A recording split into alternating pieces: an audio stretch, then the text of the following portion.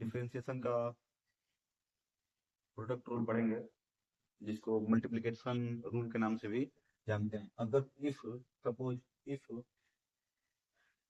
y is equal to u v, यानी कि u first function v second function, then dy by dx क्या होगा? तो देखो, फर्स्ट फंक्शन का डिफरेंशिएशन सेकेंड फंक्शन को कांस्टेंट रखेंगे, प्लस सेकेंड फंक्शन का डिफरेंशिएशन फर्स्ट फंक्शन को कांस्टेंट रखेंगे। मतलब u का डिफरेंशिएशन v को कांस्टेंट रखेंगे, प्लस u को कांस्टेंट रखेंगे तो v को डिफरेंशिएट करेंगे। आगे एग्जांपल समझते हैं। Example, if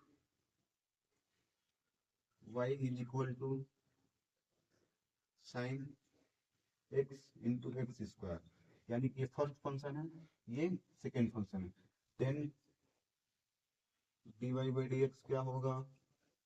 dy by d x कहने का मतलब ये फर्स्ट फंक्शन का डिफरेंशिएशन, बोले तो sin x,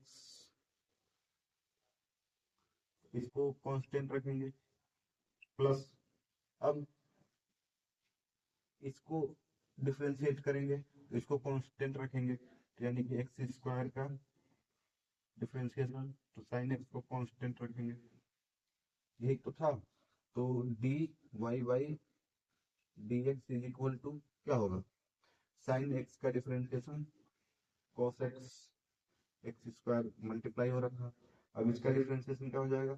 प्लस का 2x, उसके बाद साइन एक्स, एक्स कॉमन अगर जो ले लें, d y by d x equal to x common लें तो मिलेगा क्या?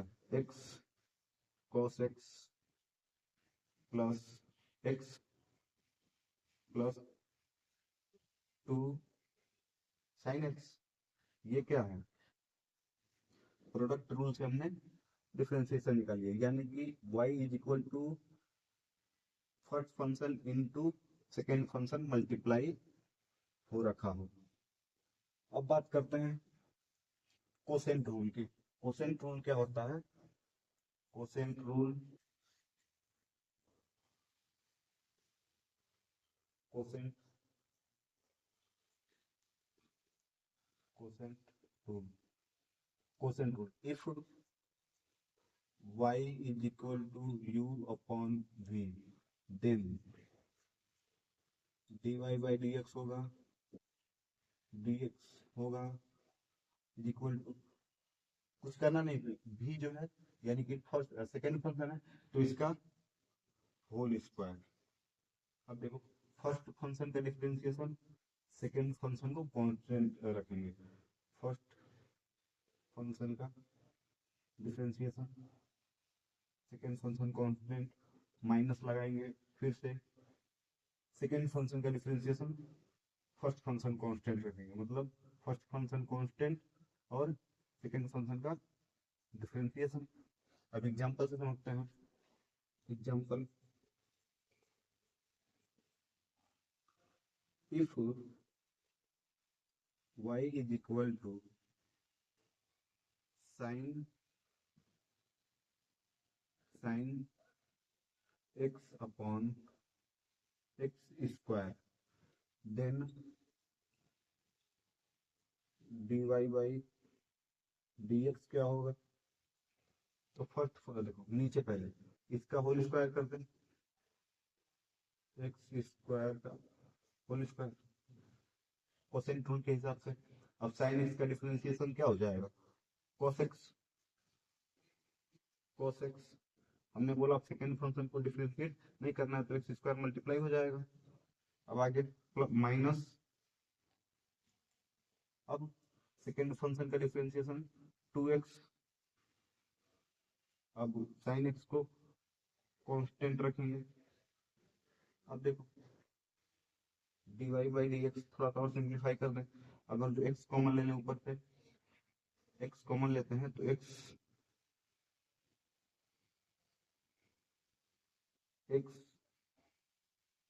x cos x minus 2 sin x मिलेगा। नीचे देखो x⁴, अब x से x कैंसिल होगा तो मिलेगा dy/dx is equal to x cos x minus 2 sin x upon x cube. ये था कोसेंट रूल। इसके बाद आएगा जिसमें चेन रूल अप्लाई होता है। तो चेन रूल में क्या होता है, थोड़ा सा कॉम्प्लिकेटेड होता है क्योंकि फंक्शन के अंदर फंक्शन होता है। जैसे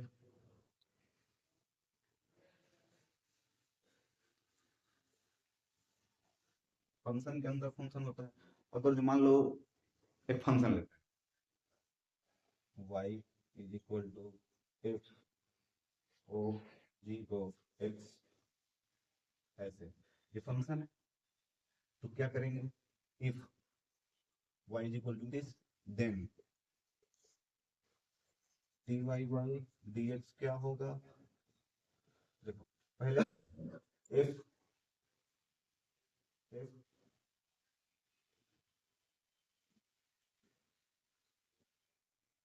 इंटू अब g ऑफ x का डिफरेंशिएशन, यानी कि एग्जांपल फिर लेते हैं इसके लिए।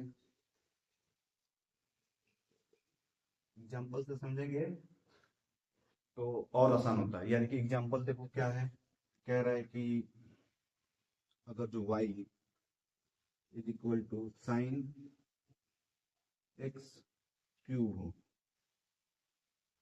ये मल्टीप्लाई नहीं हो रखा है, जैसे साइन इंटू एक्स क्यूब नहीं है, इसको फर्स्ट फंक्शन सेकंड फंक्शन मत मानना क्योंकि ये अलग अलग अलग नहीं है, एक ही में है।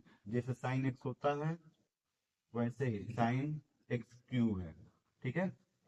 तो देखो अब यहाँ पे if y is equal to sine x cube then dy by dx क्या होगा,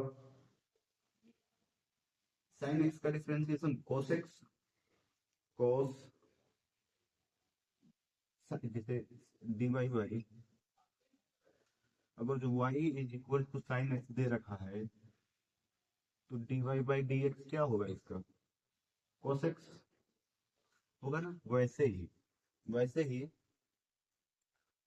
ही साइन एक्स क्यूब दे रखा है तो cos एक्स क्यूब होगा। अब देखो, अब एक्स क्यूब का डिफरेंशिएशन तो 3x² फाइनल होगा answer, dy by dx is equal to 3x² into cos x cube. ये था चैन रूल। क्या था, चैन रूल, ठीक है। अब अगला करेंगे एडिशन सब्ट्रैक्शन रूल, तो वो तो और आसान है। डिफरेंशिएशन में मोस्ट इंपोर्टेंट थिंग्स ये है कि हमको फॉर्मूले याद होने चाहिए। जब फॉर्मूला याद रहेगा तो हम डिफरेंशिएशन आसानी से कर पाएंगे। Thank you so much.